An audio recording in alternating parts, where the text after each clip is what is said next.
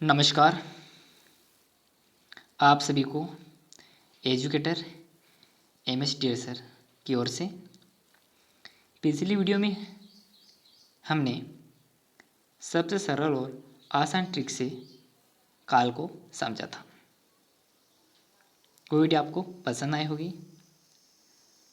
और आज की वीडियो में हम समास को सबसे सरल और आसान ट्रिक से समझेंगे। समास को आपने कई बार पढ़ा होगा, बट हम पढ़ने के बाद तुरंत भूल जाते हैं। लेकिन आज मैं आपको एक ऐसी ट्रिक के साथ पढ़ाऊंगा कि आप कभी भी भूल नहीं पाओगे। तो बने रहे मेरे साथ और पढ़ते रहे। समास समास का शाब्दिक अर्थ है संक्षिप्त या संक्षिप्त। जैसे राजपुत्र, देशभक्ति। समास की परिभाषा है दो या दो से अधिक शब्द से मिलकर बने एक नए सार्थक शब्द को समास कहते हैं। अब हम समास के भेद या प्रकार देखते हैं। समास के भेद या प्रकार 6 होते हैं। इन सभी प्रकारों को याद करने की सबसे सरल और आसान ट्रिक है अब तक दादा। अब तक दादा इस ट्रिक के माध्यम से आप सभी समाज के प्रकारों को जीवन भर याद रख सकते हैं। जैसे अ से अव्यय समास, ब से बहुब्रीहि समास, तो से तत्पुरुष समास, क से कर्मधारय समास, द से द्वंद्व समास और द से द्विगु समास। इन सभी प्रकारों को आप आसानी से विस्तार से देखेंगे। द्वंद्व समास। द्वंद्व समास जिस समास के दोनों पद प्रधान हों और दोनों के बीच में योजक चिन्ह और या आए तो द्वंद्व समास कहलाएगा। हमें याद रखना है कि जिस भी समाज में दोनों पद प्रधान हों और दोनों के बीच में योजक चिन्ह और आए तो वहाँ पे द्वंद्व समास होता है। जैसे उदाहरण के लिए दिन रात, माता पिता, आगे पीछे, देश विदेश, धर्म अधर्म, ये सभी द्वंद्व समास के उदाहरण हैं। अब हम अगले समास की ओर चलते हैं।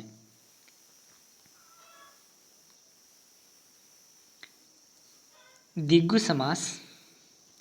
जिस समाज का पहला पद संख्यावाचक विशेषण हो और उत्तर पद प्रधान हो तो वह द्विगु समास कहलाता है।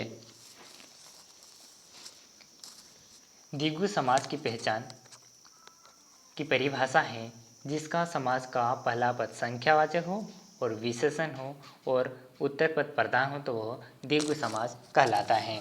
उदाहरण के लिए चौराहा, सप्ताह, दोपहर, चौपाला, चौमासा, तिरोहा, सप्तबिंदु, ये सभी द्विगु समास के उदाहरण हैं। अब हम अगले समास की ओर चलते हैं। बहुब्रीहि समास। जिस समाज का न पहला पद प्रधान हो और न ही दूसरा पद प्रधान हो, बल्कि दोनों पदों को मिलकर किसी तीसरे पद का निर्माण हो तो वहाँ बहुब्रीहि समास होता है या कहलाता है।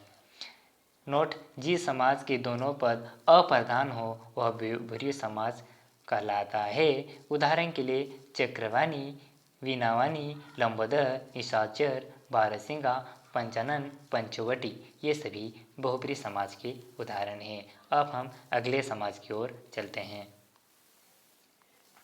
बहुब्रीहि समास। बहुब्रीहि समास जिस समाज का उत्तर पद प्रधान हो और पूर्व और उत्तर पद में विशेषण और विशेष्य अथवा उपमेय और उपमान का संबंध स्थापित हो तो वह कर्मधारय समास होता है। उदाहरण के लिए नीलमलम, चरण कमल, मर्गनयन, महाजन, महात्मा और लालमणि ये सभी कर्मधारय समास के उदाहरण हैं। अब हम अगले समास की ओर चलते हैं। अव्ययभाव समास। जिस समास का पहला पद प्रधान हो और अव्यय हो तो वह अव्ययभाव समास होता है। इस अव्ययभाव समास को पहचानने के लिए हमें जब भी पहला पद या अनुपपत्ति हरभव यथा उपाधि उपसर्ग हो तो वह अव्ययभाव समास होता है। उदाहरण के लिए आजीवन, आजन्म, उपकार, प्रतिदिन, दिनों दिन, रातों रात ये सभी अव्ययभाव समास के उदाहरण हैं। अब हम अगले समास की ओर चलते हैं। तत्पुरुष समास। जिस समास का उत्तर पद प्रधान हो और दोनों के बीच में कोई कारक चिन्ह लुप्त हो तो वह तत्पुरुष समास कहलाता है। तत्पुरुष समास में क्या होता है कि इसमें बीच में दोनों पद और दोनों के बीच में कोई कारक चिन्ह लुप्त हो तो वह तत्पुरुष समास कहलाता है। तत्पुरुष समास के भेद या प्रकार। तत्पुरुष समास के 6 भेद होते हैं। जैसे कर्म तत्पुरुष समास को नोट तत्पुरुष में कर्ता एवं संबंध नहीं होता है, कर्ता एवं संबंधन नहीं होता है। कर्म तत्पुरुष समास के कुछ उदाहरण हैं। गगन चुंबी, चिड़िया मार, यश प्राप्त, रथ चालक और ये सभी ग्रह आगत, रिक्शा चालक ये कर्म तत्पुरुष समास के उदाहरण हैं। हिंदी में कारकों की संख्या 8 होती है। हमें याद रखना है हिंदी में कारकों की संख्या 8 होती है। कौन कौन से होते हैं देखते हैं। कौन कौन से कारक होते हैं? कर्ता, कर्म, करण, संप्रदान, अप्रदान, संबंध, अधिकरण ये सभी हिंदी के कारकों की संख्या हैं या संख्या नहीं बोल सकते हम, कारक हैं। अब हम आगे की ओर चलते हैं। करण तत्पुरुष समास से के द्वारा उदाहरण के लिए सुरचित, तुलसीकृत, हस्तलिखित, बस यात्रा, रथ यात्रा, रेल यात्रा ये सभी करण तत्पुरुष समास के उदाहरण हैं। अब हम आगे की ओर चलते हैं। संप्रदान तत्पुरुष समास के लिए उदाहरण के लिए गौशाला, प्रयोगशाला, परीक्षा भवन, देशभक्ति, रसोई घर, हथकड़ी ये सभी संप्रदान तत्पुरुष समास के उदाहरण हैं। अब हम आगे की ओर चलते हैं। आबादन तत्पुरुष समास से अलग होने का भाव होता है। आबादन तत्पुरुष में क्या होता है? से अलग होने का भाव होता है। उदाहरण के लिए कर्म मुक्त, पाप मुक्त, धनहीन, बंधन मुक्त। इसमें क्या हो रहा? हम कर्म से मुक्त हो रहे हैं, पाप से मुक्त हो रहे हैं, बंधन से मुक्त हो रहे हैं। ये सभी आपादान तत्पुरुष समास के उदाहरण हैं। अब हम आगे की ओर चलते हैं। संबंध तत्पुरुष समास का, की, के, शरीरे आदि इसके कारक हैं। उदाहरण के लिए राजज्ञा, राजपुत्र, राजरानी, गृहस्वामी, विद्यासागर, विद्याचल ये सभी संबंध तत्पुरुष समास का उदाहरण हैं। इसमें किसी भी का संबंध होता है। इसमें किस संबंध होता है? संबंध तत्पुरुष समास कहलाता है। जैसे विद्यासागर जिसमें विद्या का संबंध है, गृहस्वामी से घर से संबंध है। ये सभी इस प्रकार संबंध होता है, संबंध तत्पुरुष समास कहलाता है। अब हम आगे की ओर चलते हैं।